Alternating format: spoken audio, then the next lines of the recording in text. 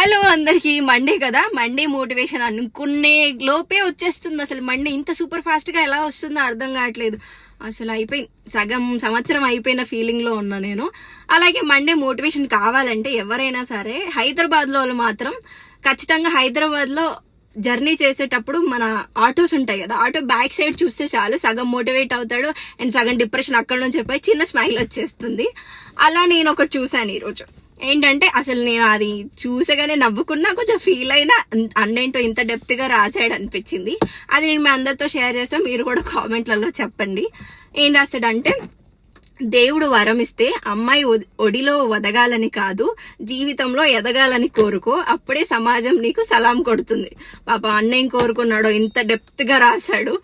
అది చూసి నేను చాలాసేపు నవ్వుకున్నా. అంటే ఇంత డెప్త్ గా రాశాడంటే పాపం ఏం బ్రేకప్ అయిందో అనుకున్నా. బట్ నాకైతే చాలా నచ్చింది. మోటివేషన్ ఆ చిన్న చిన్న వాటితో కూడా కొంచెం మోటివేట్ అయ్యే వాళ్ళు చాలా మంది ఉంటారు, అందులో నేను ఒకదాన్ని.